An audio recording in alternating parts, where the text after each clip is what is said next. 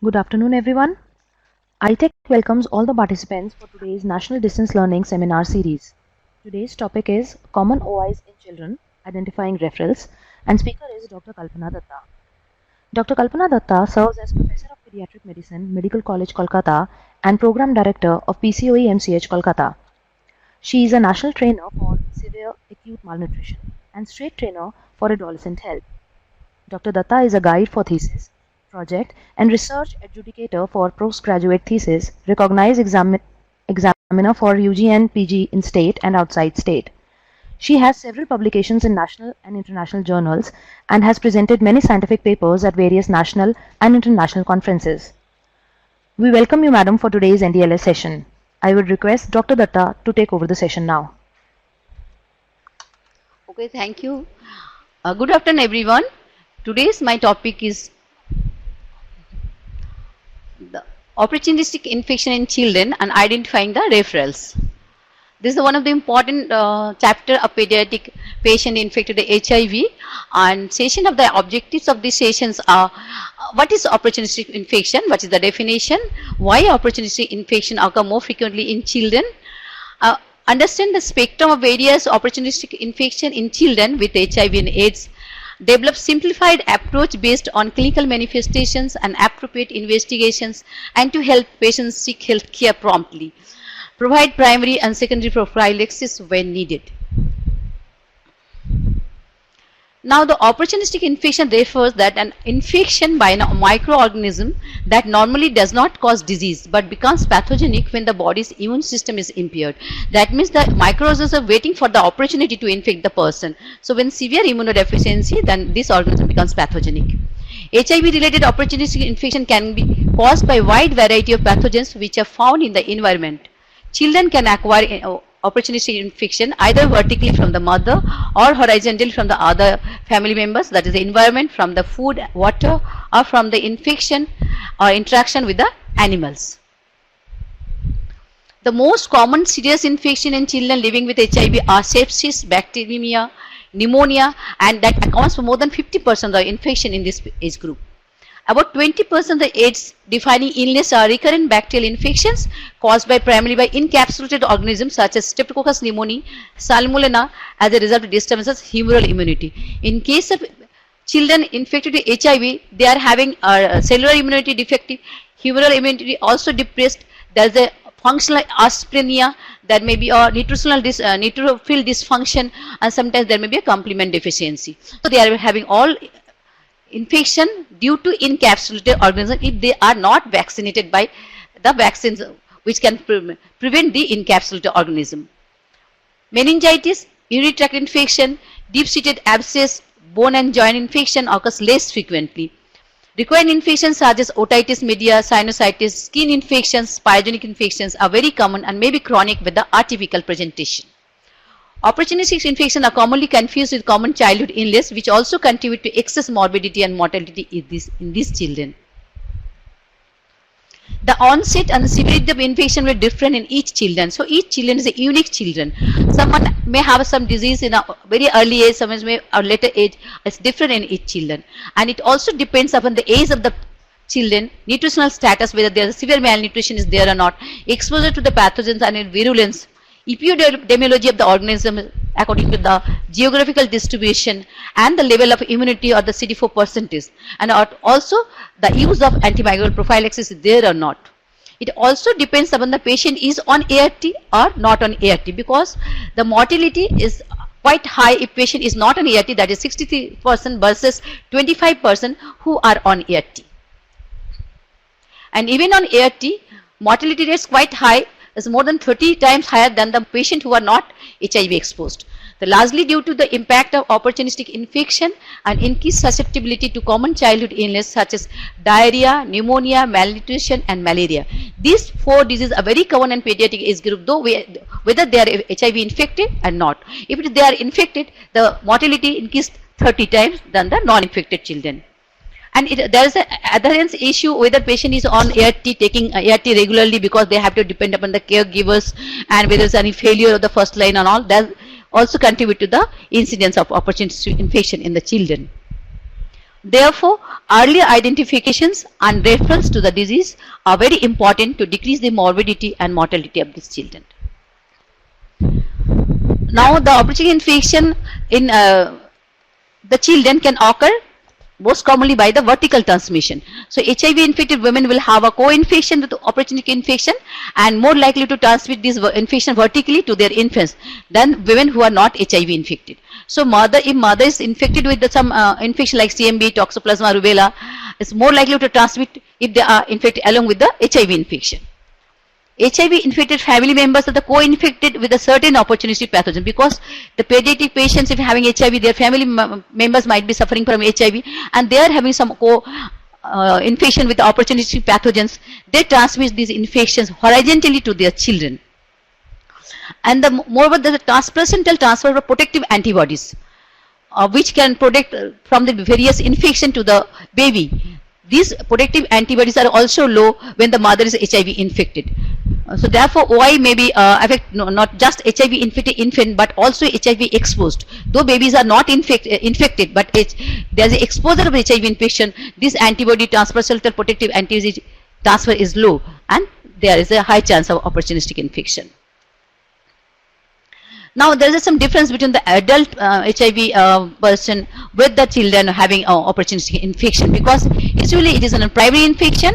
Baby acquire HIV infection, then thereafter they acquire the opportunistic infection. But whereas the adult usually have that infection, and after HIV that becomes reactivation. And it occurs in a immunosuppressed condition where the CD4% is quite low, and adult it can have when the CD4 is quite high. In children, the immature immune system is there, it's still growing, still maturing, but in adult, the mature immune system is there. Then the signs and symptoms are very much overlapped. One disease can have signs and may be confused with the other disease. Lab diagnosis is very difficult, especially when there is a transplacental transfer of the antibodies that may give erroneous result in the diagnosis.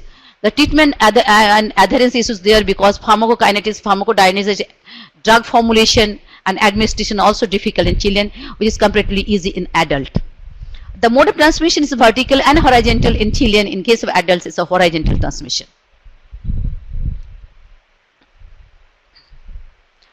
So, opportunistic infection in pediatric HIV/AIDS are bacterial, viral, fungal, and protozoal. So, before going to this, we shouldn't forget other common illness in the pediatric age groups, which are more common even in the HIV infected children. So, common bacterial infections: Streptococcus, Staphylococcus, Pneumococcus, H. influenzae type B, microbial infections. Among the fungal, the common one is the Candidiasis, then the Pneumocystis carinii, and the Cryptococcus. And viral infection, the varicella, herpes zoster, and then CMV. In protozoal infections, the Toxoplasma, Cryptosporidium is more common. So there are few common bacterial infections, viral infection, fungal and protozoal infection among all these. And it all depends whether the baby is already immunized against pneumococcal vaccine or H. influenzae type vaccine, so it will be low. Now, when to suspect the baby is having some opportunistic infection in HIV infected children? If there is a decrease in the body weight or not gaining weight even after proper nutritional therapy. If there is a regression of milestone or delayed milestone, means if patient loses the milestone whatever she or he has achieved, or there is a delay in acquisition of milestone beyond the normal range of time. If there is a fever, cough, difficulty in breathing, skin rashes, difficulty in eating, not feeding well, diarrhea, difficulty in vision, lymphadenopathy, and CNS problems like convulsion, disorientation, loss of consciousness, altered sensorium, or any tract lesion like monoparesis, hemiparesis, paraplegia, hemiplegia, etc. In case of infants and newborn, if there is a stigmata of, these are the features of stigmata of opportunistic infection: low birth weight, preterm. If there is a respiratory distress, is the persistent of the unconjugated jaundice or conjugated jaundice, that is called neonatal cholestasis. If there is a convulsion, microcephaly, congenital cataract, hepatosplenomegaly, purpura or rash, these are the early indicator of opportunistic infection in a children of HIV positive mother.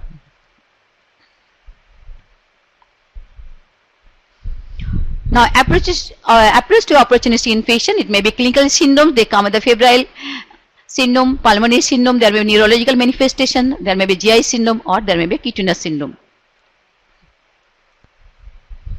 Now, febrile syndrome. Whenever a patient comes with a fever, the first thing we have to ask which anatomical organ is involved. That means whether it's a respiratory tract infection, because we know that there are few cardinal signs and symptoms for particular anatomical organ. If it is a respiratory, we'll ask for the cough, cold, respiratory disease, chest pain, breathlessness, all those things.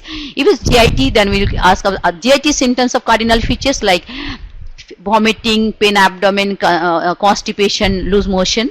If it is cardiovascular, we'll ask the palpitation and chest pain, exertional dyspnea. If it is neurological, we ask the convulsion and all.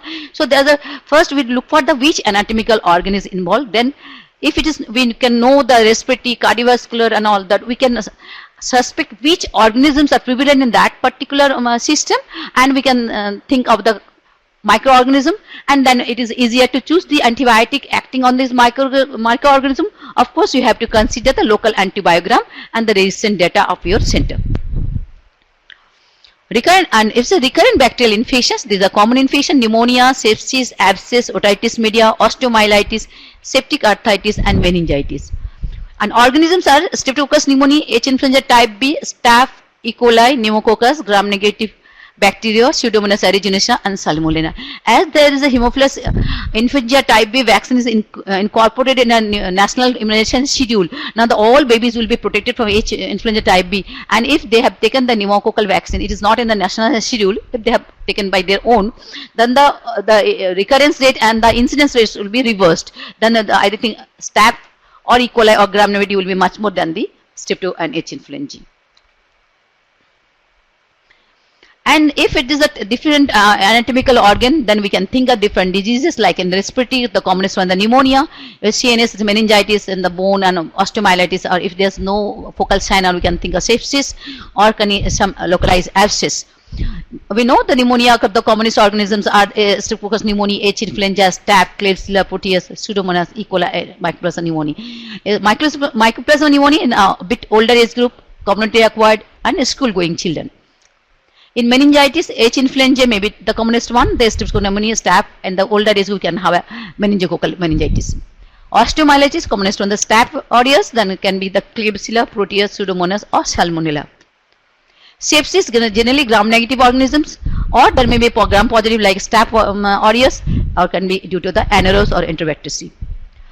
If there is a hidden abscess or abscess anywhere in the body, baby can have a high hectic temperature without a sign system. So we have to thoroughly examine the patient from head to toe and look for the site of the abscess. And sometimes we may not get, then we have to take the help of investigations like USG, X-ray and all.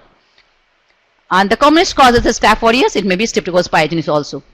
As soon as we see this, any infection, will empirically start the antibiotic, and this is the stage where you have to refer the patient to pediatric OPD or your hospital, different hospital. And then there's an empirical antibiotic to be started, and when we get the appropriate culture and sensitivity, the antibiotic will be changed according to the culture report. And to prevent this recurrent bacterial infections, so we have to take care of whether patient is taking a trimethoprim sulfamethoxazole combination tablet, or there's immunization as per government schedule. And H. influenza type B vaccine is also now incorporated in the government schedule, whether baby has been taken a pneumococcal vaccine or not. If not, then we have to counsel in such a way that they can convince the pneumococcal vaccine is the essential part, and they should take the pneumococcal vaccine. So whenever the patient comes with a fever or any sign and symptoms of infection, always we assess the status of the HIV status and the latest absolute CD4 count or percentage, because it's very important to diagnose the case if you know the CD4 percentage. What medications are the child currently taking, any antibiotic prophylaxis there or not, or whether baby is taking a co-trimoxazole prophylaxis or not. If it's taken regular long-term co-trimoxazole prophylaxis, then we can think of other diagnosis other than pneumocystis jirovecii pneumonia, or if it's not taking, we can think of pneumocystis jirovecii pneumonia. And if patient is on ART, whether the adherent is good or not, immunity, because if the adherent is good, baby is taking regularly, then immunity will improve, and we can think of whether baby is on treatment and having some iris or not, especially in case of tuberculosis and cytomegalovirus infection. So whenever patient comes to your center with a complaint of fever, always look at the danger sign, because that is the sign where we have to urgently refer to your referring center or hospital or nodal center. First, you ask the child is able to drink or breastfeed. If baby is unable to drink or unable to breastfeed, is a very dangerous sign. Whether baby is having constant vomiting, has the child had convulsion, then look for the baby whether baby is lethargic, unconscious, or non-responsive, or baby is still having some abnormal movement like a convulsion. You have to immediately refer the patient to your treating center like hospital or nodal center. So if you all those danger signs are there or not, the first you ask the baby is having fever with cough or difficulty breathing. If yes, then look for the respiratory tract infection and count the respiratory rate. From 2 months to 12 months, it is a 50 or more. If 12 months to 5 years is 40 or more, we can say the baby is tachypneic. Even when baby is not crying and baby is sitting calmly on the lap of the mother. So if there is wheezing or means any audible sound, if the wheeze is there, give a trial of rapid acting bronchodilators. You can give it in by the nebulizer in the outpatient basis, 15 to 20 minutes interval 3 times. If it's improved, okay. If it is not improved, you have to refer the patient to your center. So if there is any danger sign like cough or respiratory distress with tachypnea, then you think any danger signs, that means cough, respiratory distress or tachypnea, chest in drawing. And any audible respiratory sound means stridor, wheeze or grunting. These are all signs of danger signs. So it's in a red area. This is the IMNCI protocol, and if you classify the baby as a severe pneumonia or very severe disease, and immediately refer the patient to your hospital and give the first dose of appropriate antibiotic. But if there is no danger sign, only the first bleeding, then it is a pneumonia. If it is more than 3 months, then you can give the oral antibiotic for 3 days. And if the wheezing, you can give the bronchodilator for 5 days and soothing on the home remedy for the cough. And ask the patient to report in the center or the hospital after 48 hours. If there is an improvement, you can continue with this drug. If there is no improvement, you have to admit the patient. If there is no danger sign, patient is not have first bleeding, then no signs of pneumonia or very severe disease, just cough and cold. Then you just give the rule out the asthma, of course, because asthma and wheeze associated lower respiratory tract infection is very common, especially during falls and the spring season after rain and all, in winter season also. So must rule out early. And if there's a early, you give the bronchodilator and for 5 days. And soothing agents, home remedy for cough, and ask to follow up after 5 days. But if baby is having cough and respiratory distress, when to suspect pneumocystis jirovecii pneumonia? Previously it is called carinae. Now it will say that pneumocystis jirovecii pneumonia. If the baby is younger enough, that's less than 1 year, has tachypnea, as I said already, 2 to 12 months is more 50 or more, and above 12 months is a 40 or more, we can see the tachypneic. If there is a respiratory distress and the cyanosis, but few pulmonary cases in relation to the degree of cyanosis. If baby is having cough less than the duration of the illness and baby is less than 1 year, you must suspect it could be a pneumocystis pneumonia.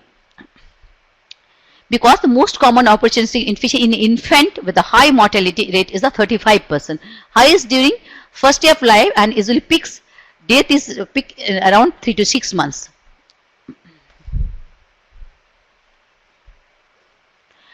After 1 year, with this decreasing frequency, and in clinically above under 1 year, there's a tetrad of symptoms. If there's fever, tachypnea, dyspnea, and cough, you must rule out PCP.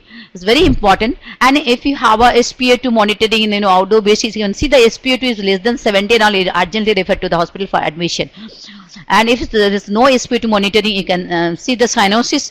If the cyanosis is there, that means baby could have a PCP pneumonia, and the crepes are very few. So you have to suspect if there's a tetrad of symptoms with basal crepes and respiratory distress. And features of hypoxia means SpO2 is low.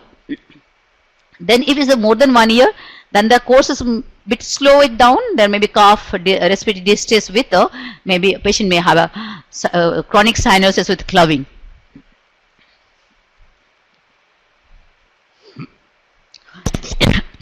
The PCP pneumonia is usually a clinical diagnosis, and radiologically you can have a reticular pattern, bilateral reticular pattern, or ground glass appearance, or sometimes you may have a hyperinflation, and if you do the LDH, it will be high because of increased turnover.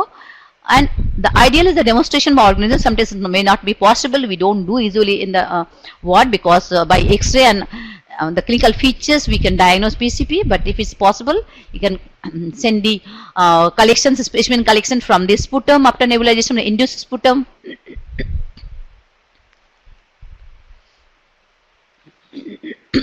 Or bronchoscopy by bronchoalveolar lavage, fiber bronchoscopy, or open lung biopsy. Anyway, we can collect the sample, you can send it for the demonstration organism by the GMS stain or toluidine stain or whatever stain available. And is a theoretical, we don't go for the monoclonal immunofluorescence antibody. It is a clinical diagnosis mainly. No, clubbing is not always with PCP, because PCP is an acute onset. You don't get the time to be clubbed the fingers, because clubbing is because of the chronic hypoxia. So if the baby is older enough and there is the chronic hypoxia, then only there will be clubbing. Below 1 year, we don't get the clubbing. Above 1 year, we may get the clubbing if there's a baby is suffering from long. Now the pneumocystis pneumonia treatment is after admission, inpatient management. You have to identify early identification should be there, and immediate referral should be there to your treating center. And there we give the oxygen administration either by the free flow or mass or whatever the method we can use, or then the co-trimoxazole is a treatment 20 mg per kg per day in 4 divided doses for 3 weeks. And if there's the SpO2 is less than 70 mm mercury or signs of hypoxia is there, we'll immediately add the steroid, and in a 1 million per kg body weight per day in 5 days, then gradually taper after 5 days, 1.5 then 1 then 0.5 milligram gradually taper after, and 3 weeks will put up. Now co-trimoxazole after treatment of 21 days, you must put the patient, as the PCP is in stage 4, we have to start ART and give the prophylaxis, start prophylaxis 5 milligram per kg per day. Actually it should, we give daily per day, it's not a twice daily, but in a single dose. That's the secondary prophylaxis, interesting, and we should start the ART. The most common opportunity infection is HIV TB. Increased risk of TB among the HIV in throughout life, especially most in the children. HIV TB co-infection occurs after 50% of the children. And here the extrapolably more common miliary TB, recurrent, relapse are common with the younger children. The clinical features in children are maybe sometimes it is very quite obvious, can have fever, cough, failure to thrive, weight loss, respiratory symptoms and other. But sometimes we may not have. Even if there is a pulmonary TB, only fever and cough, and if baby is younger enough, they cannot expect to it, cannot cough out. So there may not be fever, cough, only fever and respiratory distress. So if there is extra pulmonary TB, depends on the site. If there is a lymph nodes, there may be glandular enlargement in the neck, the axillary and the inguinal regions, there may be generalized lymphadenopathy. If there is CNS tuberculosis, there may be a focal signs, or maybe signs of meningitis, or can present with the fever, cough, convulsion, altered sensorium. If bone TB, there may be bony pain, joint swelling, and there may be gibbous if the spinal TB is there. And in the serosal TB, like a pleural pericardial effusion, peritoneal effusion. And sometimes there may be a disseminated TB, there may be glandular enlargement, there may be hepatosplenomegaly, there may be chest infection. We can say the disseminated tuberculosis. And with HIV TB disease, the tuberculosis presentation is usually atypical as compared to the who are not infected with HIV. And HIV TB is a pathogenic for each other. TB accelerates the HIV disease progression, and HIV causes TB much more rapid, because there's a worsening the immunosuppression is there in a patient with living with HIV if there's a TB, and that is causes decreased interferon gamma and decreased lymphocyte T helper 1 lymphocytes. And that will depress, that will cause the micro-victim tuberculosis more rapid course, and there will be dissemination of the disease. And that if there is a microbial infection in the body, there is a release of macrophages and cytokines and the interleukin 1 and TNF alpha that causes rapid viral replications, increased viral replication, and then may lead to HIV infection to AIDS. So each HIV causes a rapid progression of tuberculosis, and tuberculosis causes a rapid progression of HIV. So it's very important to identify early. So the 4 main TB prevention strategy in patient living with HIV. The recent one, intensified TB case finding, is very important. Now we are going to do it's an ICF, that is intensified TB case finding with high quality of antiretroviral treatment. Till now we are giving the intermittent regime. Now we are going to switch over to daily regime. Early ART initiation in patient with living with HIV or children, if tuberculosis is there, immediately you have to start with ART after 2 weeks to 2 months. And if there's no tuberculosis, we always put on the patient on Isoniazid preventive therapy. And we have to take the care of, to prevention, it's very important to take care of the airborne infection control measures in healthcare facilities and congregate settings. Now, intensive case findings, if children more than 12 months old, we have to take the history, whether there is a poor weight gain, poor weight gain, fever, current cough, contact history of TB.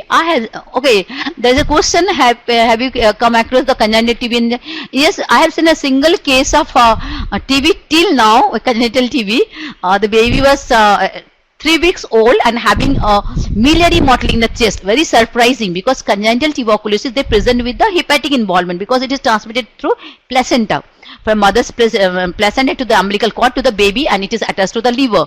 The first organ to be involved is the liver. So if there is a hepatosplenomegaly and there is a miliary mottling, I have seen a single case of congenital tuberculosis. So babies can have a generalized involvement, sick baby, failure to thrive, hepatosplenomegaly with chest finding, we can think of the congenital tuberculosis. Of course, this is the indication where we have to see the prothrombin time and other parameters to go for the liver biopsy and prove there is a granuloma in the liver or not. So screen, what are the screening method? You can ask the following symptoms: for weight gain, fever, current cough, contact history with the TB is very important. And when you will say the contact history of TB is positive, here there is a definition given by Indian Academy of Pediatricians. Any patient residing in a family where an adult person is suffering from tuberculosis or has suffered from the tuberculosis in the last 2 years. So it's very important to take the history whether anyone is suffered from the tuberculosis in the family members in the last 2 years, not before. But if baby is suppose 6 months old, then this definition doesn't valid, because baby has come to this world only after 6 months, and mother, grandfather or any other family member has suffered 1.5 years back. It doesn't fulfill the criteria. So in that case, we won't say the contact history positive. That thing you have to keep in mind. Then now with these 4 symptoms is there or not, if it is there, you have to investigate. If you get any samples, you have to collect the sample from anywhere depending on the site of the involvement and send it for the CBNAT. CBNAT is the cartridge-based nucleic acid amplification test. This is a gene expert test. The sensitivity and the specificity quite high in all the fluids except urine, blood and stool. And we don't go for the urine, blood. Still we don't do the CBNAT with the urine, stool and blood. Any other fluid can be sent, but the pleural fluid yield is very low. So we see whether the tuberculosis is there or not. You can go for the chest X-ray MAN2 as optional. If there is no TB, then you follow up and give the IPT. If there is a TB suspect, you have to treat the TB. If other diagnosis, give appropriate treatment and consider for the INH prophylaxis therapy.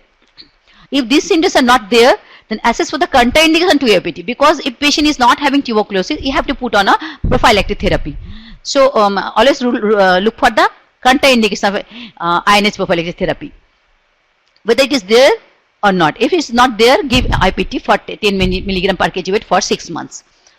If there's contraindication, see what is the contraindication, whether relative contraindication or absolute contraindication. According to that, defer the IPT and screen and again recheck.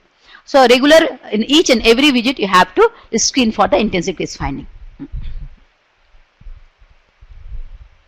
So this is the picture. If there is a generalized malnutrition, there is a glandular TB in the axillary lymph nodes enlarged, there is a cervical chest enlarged, there is a hilar lymph.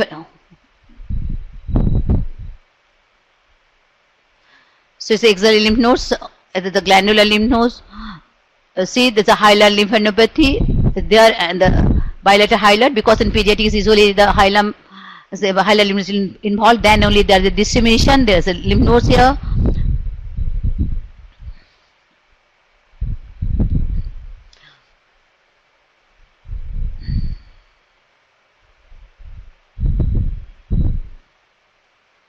You can see the gibbous.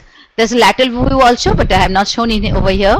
There's a gibbous, and this is the bone TB, spinal TB. You can suspect spinal TB, and there's a gibbous formation. So depending upon the site and size, you will get the clinical features. But there's a term called presumptive pediatric TB. It refers to a children with a persistent fever and cough, especially if more than 2 weeks, and weight loss. No weight loss or no weight gain. If there's no weight loss, mother is telling baby is 10 kg and 10 kg and every 3 months visits, or history of contact with tuberculosis, as I have already described the definition of contact. So history of unexplained weight loss, no weight gain in past 3 months, loss of weight is defined as loss of more than 5% body weight as compared to the highest weight recorded in the last 3 months. In a symptomatic child, contact with if the contact with a positive case person with any form of active TB within the last 2 years, as I already said, we can give a diagnosis of presumptive pediatric TB and you can treat, because it's very difficult to get the sample for CBNAT or for culture in pediatric age group. Now this is a flow chart. As the patient comes in the ERT center, you screen for the above one for the older age group in the adults and adolescent. Here in the children, the 4 symptoms: current cough, fever, poor weight gain. Now the cough is of any duration, current cough, fever, poor weight gain, and contact with the TB cases, as I've already described. And adult, it is along with the fever and cough, there's weight loss or night sweat. You have to screen the patient, go for the possible investigation like CVNAT is available now everywhere. You can go for the CVNAT and chest X-ray. If possible, you can go for the MANTU also. And you refer to the patient to the ART MO where the ATD will be started, and the nurse will enter in the line list, and again after line list, the MO will refer back to the nurse for dispensing the drugs and all. And if there's no TB, screening is negative, then put on a IPT. That is ionized prophylaxis therapy.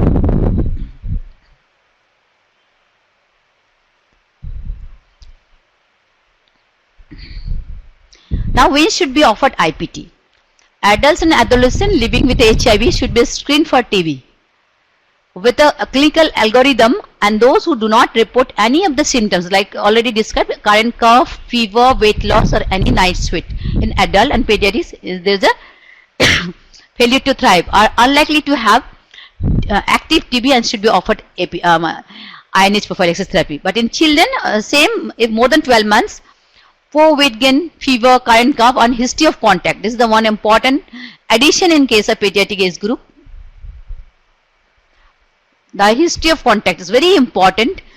We pediatrician used to give importance to it, and we used to give it in the long back also, but now it is incorporated in HIV TB program also. History of contact is there. If there is a history of contact with a fever and cough, you must rule out tuberculosis. And additional investigation, already as I said, you can go for the extra chest MANTU. Here the MANTU is more than 5 mm, 6 or more, it should be considered as a positive one.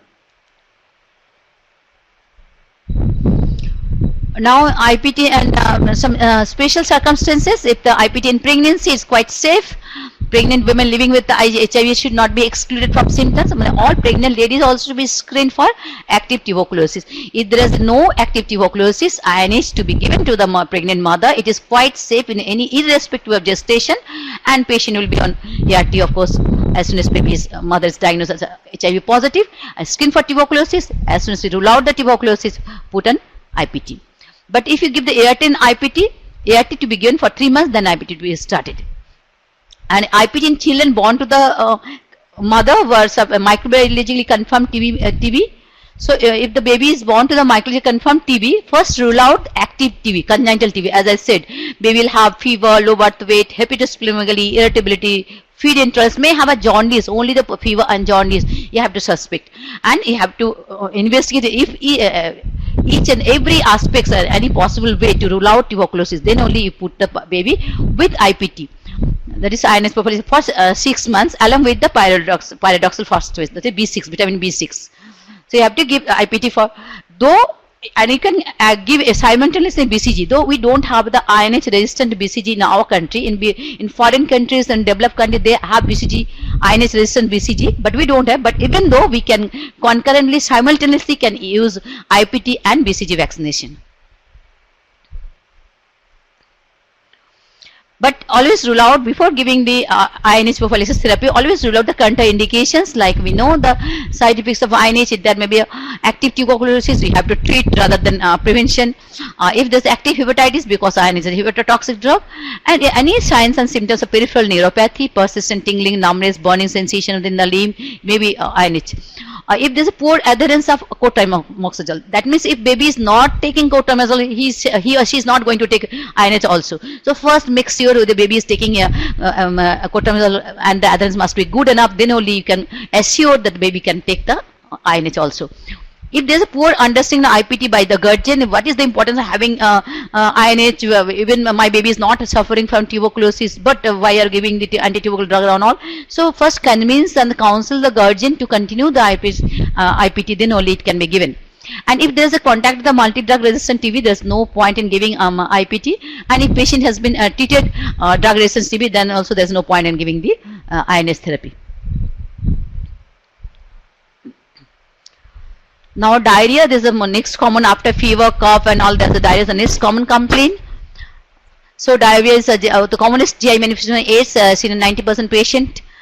And developed countries, the unique features are the diarrhea may be due to multiple pathogens simultaneously. We have seen the ascariasis, amoebiasis, and the simultaneously there is a GI disease and also. The pathogens may be more invasive, pathogen may be more resistant to the treat and partial response to the therapy, and there is a high recurrence rate. Causes are it may be protozoal diarrhea, viral diarrhea, bacterial diarrhea, animal elements. We should not forget the common diarrhea by due to rotaviral infection. That's quite common in infancy, and it does not discriminate the poor, rich, HIV infected, not infected, and all. Rotaviral diarrhea can happen. But very soon we are going to have rotaviral vaccine incorporated in the national schedule. Then we can say that baby can be saved from the rotaviral diarrhea. And then the giardia quite common. Then after giardia we can think of the dysentery, Shigella, Salmonella, and amoebiasis. Then we, of course, we think of the cryptosporidium, microsporidium, CMV, and so on after considering the CD4 count. The cryptosporidium is the treatment is usually ART and spontaneous recovery if you give the ART, but sometimes you have to give the nitazoxanide. Isoniazid is the co-trimoxazole. Cyclospora, again you have to add co-trimoxazole. Microsporia, albendazole. Giardia, metronidazole. How many days IPT eligible after completion of TB treatment? Even after completion of TB treatment, you have to give further 6 months of IPT. 10 mg per kg in adult with a 50 mg of B6, with pediatric patient children 25 mg of B6 with INS 10 mg per kg for further 6 months. After completion of the treatment of TB, further 6 months IPT. You got my point? I think it's clear now.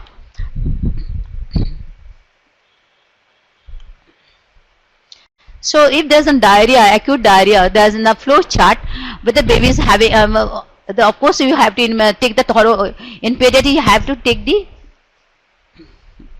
thorough history and thorough examination, head to toe examination. You will may get some clues for the diarrhea and all.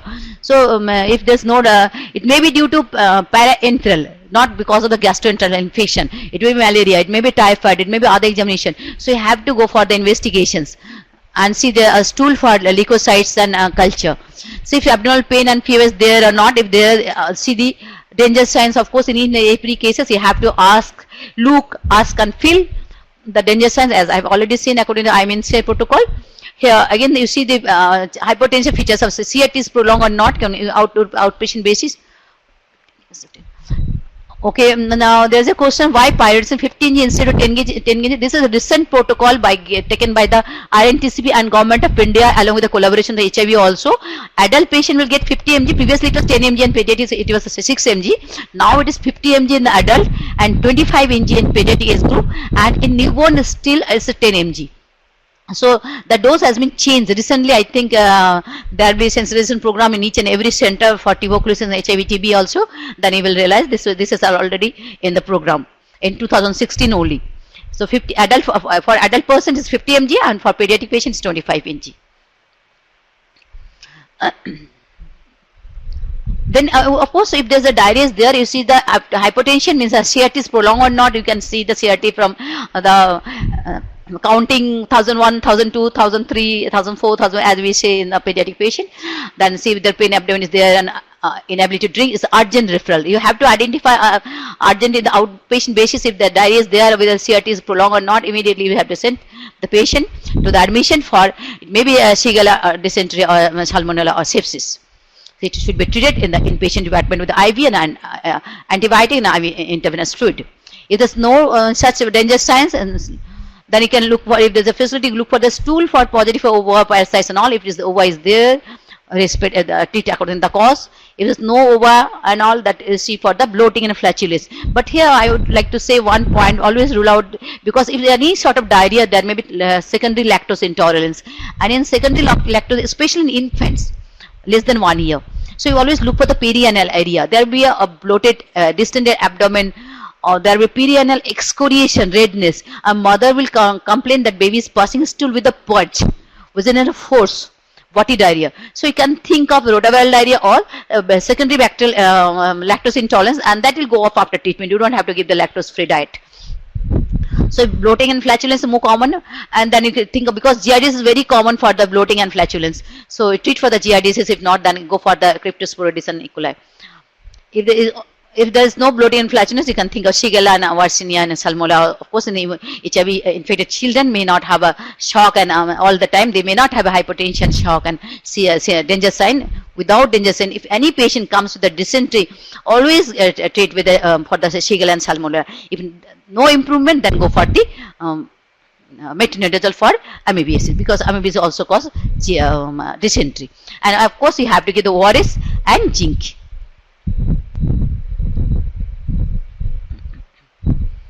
So does you have a child have a diarrhea? Always ask this, how long, so that you can judge the duration of the diarrhea and can judge the severity of dehydration, whether there is the stool is having blood or not. Because there is a survey in all over the India. It has been seen the general OPD. I am not talking with the HIV ART centers and orders. General OPD, only 30% of the medical officers, they ask about the stool color, amount, and the blood. As soon as they start hear the complaint, the diarrhea, they give treatment. So you always look for the whether there's a stool in the blood or not, blood in the stool or not, or there's a mucus, because tenesmus with the blood is the dysentery, and if there's a dysentery, you have to treat with the antibiotics. If not responded, then the anti-amoebic. Then you always look for the signs of dehydrations, whether baby is lethargic or unconscious. If baby is lethargic, not responding, excessive sleepy, immediately refer to the center for admission. If baby is irritable, restless, this is also a sign of dehydration, and you have to identify early, and you have to early referral to be there. Look for the sunken eyes and the pinch of the skin. These two are very confusing if the baby is having severe malnutrition, because severe malnourished babies will have a sunken eyes, and there will be skin target will be lost because of loss of subcutaneous fat.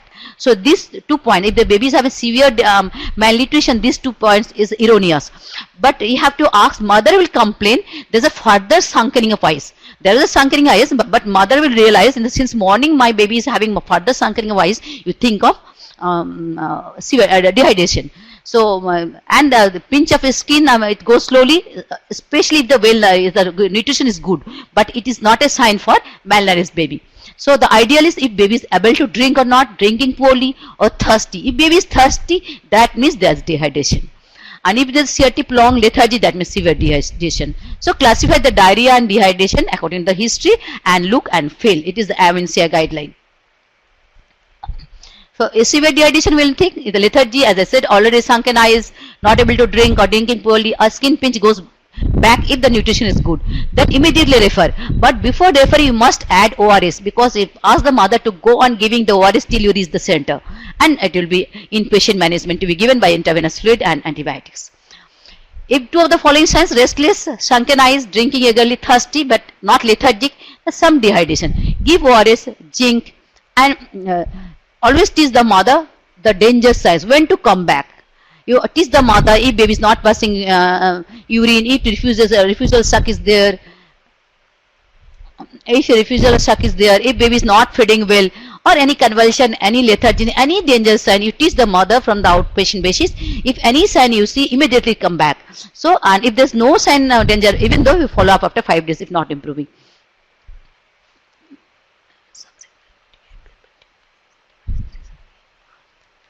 Okay, there's a question. I have some symptoms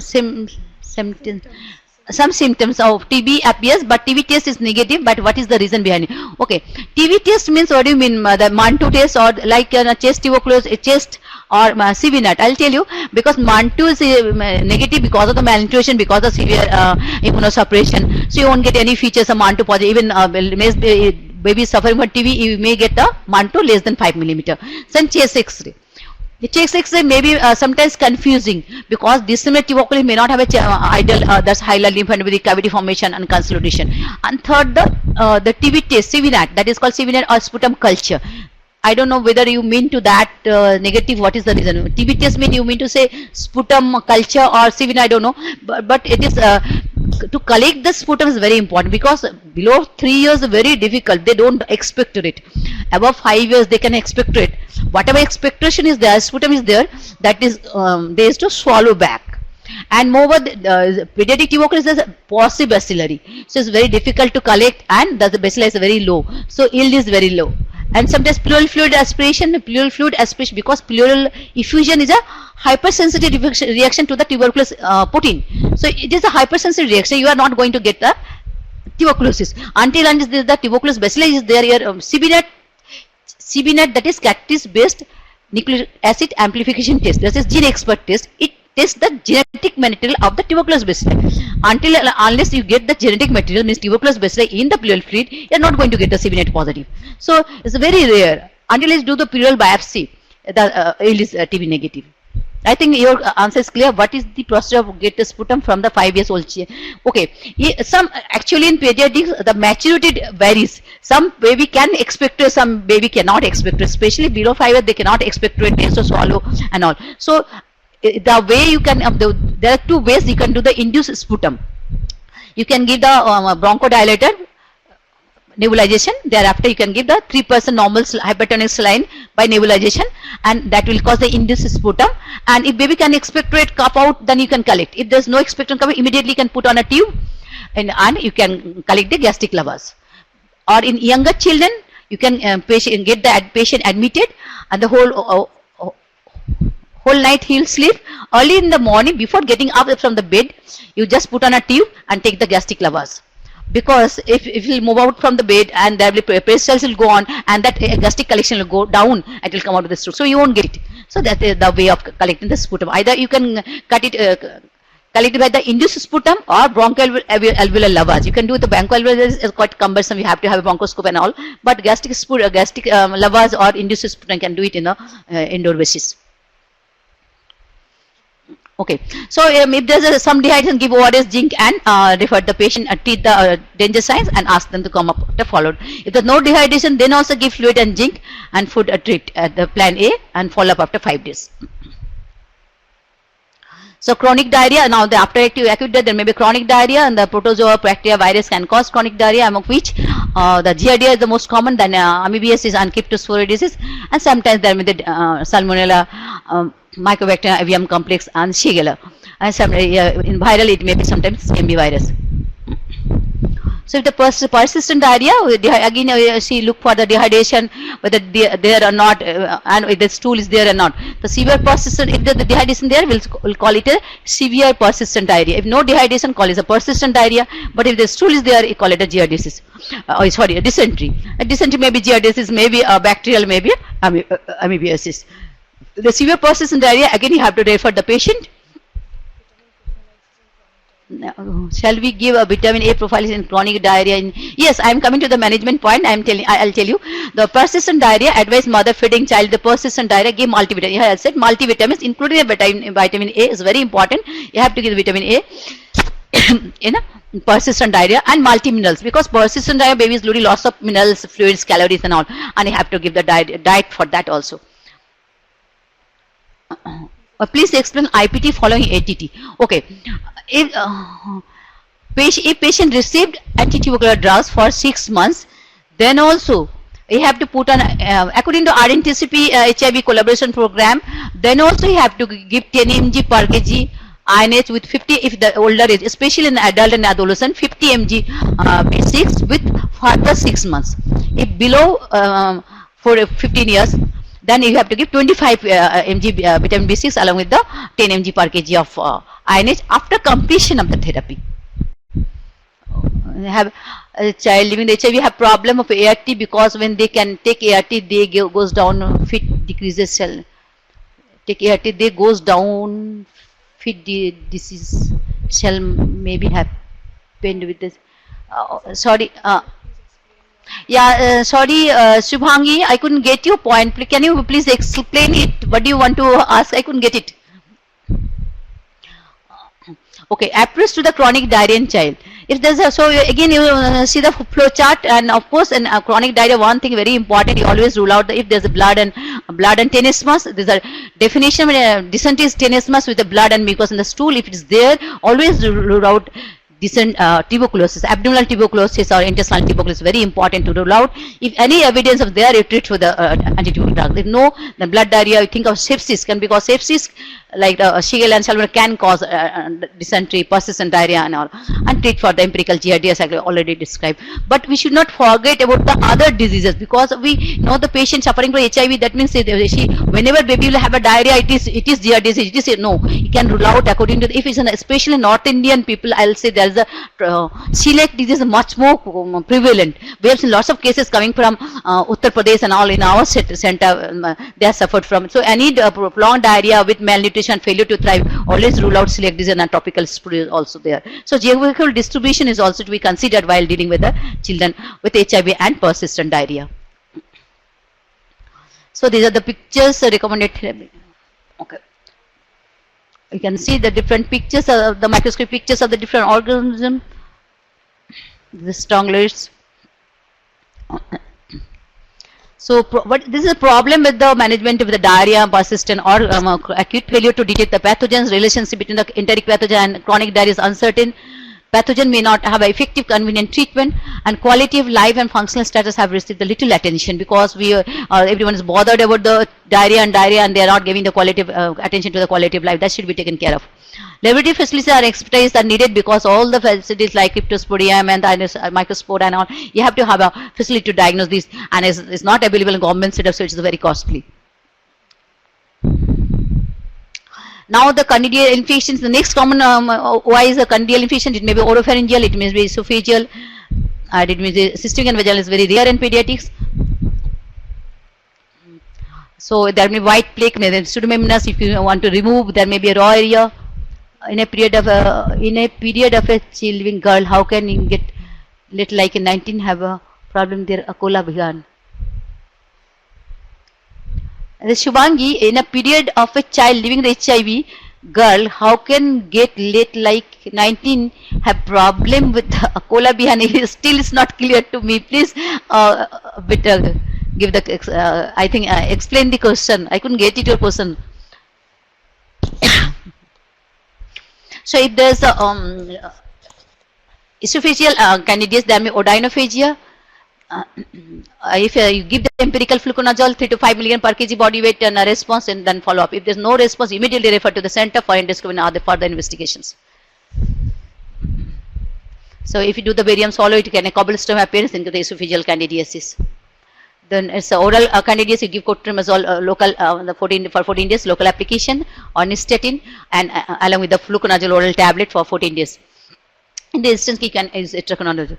But in esophageal, you have to give fluconazole. If there's a difficulty in swallowing and odynophagia, give the first few days for IV, then switch over to the orally as soon as.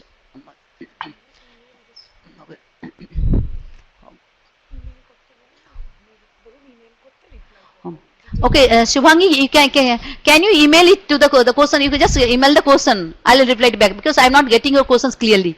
I don't understand what you want to know. Now prophylaxis, there's no primary prophylaxis, it's not really secondary, but if recurrent and very troublesome, then can give the secondary prophylaxis, fluconazole.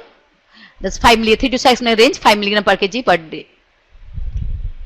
Now neurological symptom. So again in neurological symptom, I would like to say that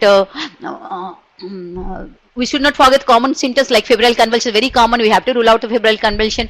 Then only we'll think of the opportunity infection. It may be acute bacterial meningitis, tuberculosis meningitis, cryptococcal CNS, toxoplasma retinitis, or progressive multiple encephalopathy is very rare. And there's a different symptoms, so we have to identify if there's any signs of headache, fever, or focal neurological signs, or developmental delay, or any psychological problem. You immediately refer the patient to the center. And there I will rule out whether it's acute bacterial meningitis, tuberculosis meningitis, cryptococcal, or toxoplasma. According to you, we will investigate. And we can suspect if we know the CD4 count, because meningitis and TBM can occur in any CD4 state.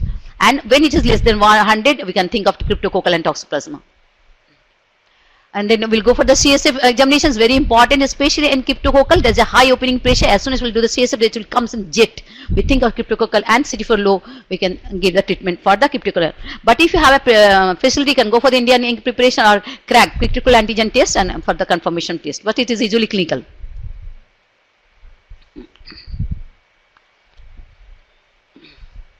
So different viral infection may be there. The next common population infection is we get the herpes labialis is very common.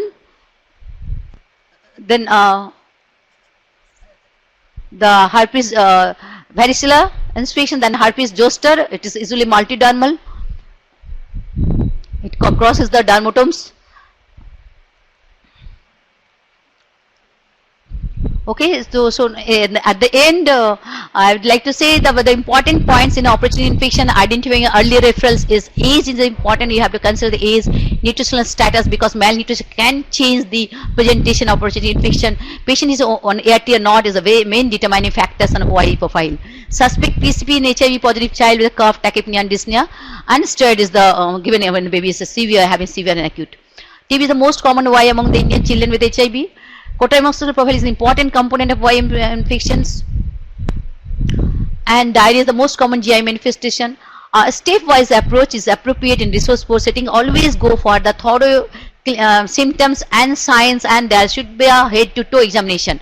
An early identification is the cornerstone of the management and to decrease the morbidity and mortality. So you have to identify early and refer it early so that you can decrease the.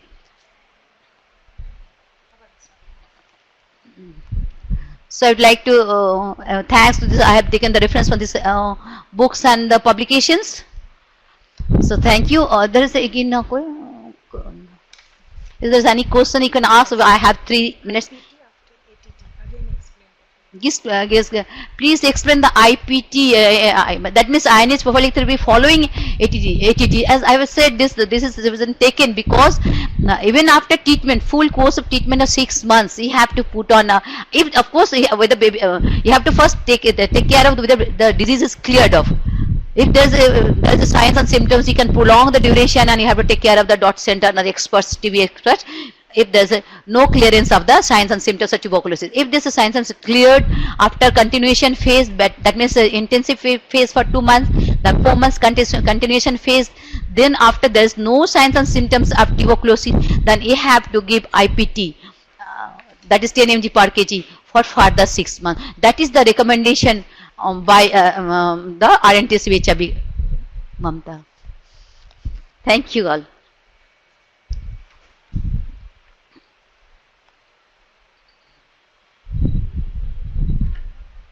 Thank you all. If there is any queries, you can mail me or can send a mail or can ask questions. I'll ready to answer. Okay. Thank you all.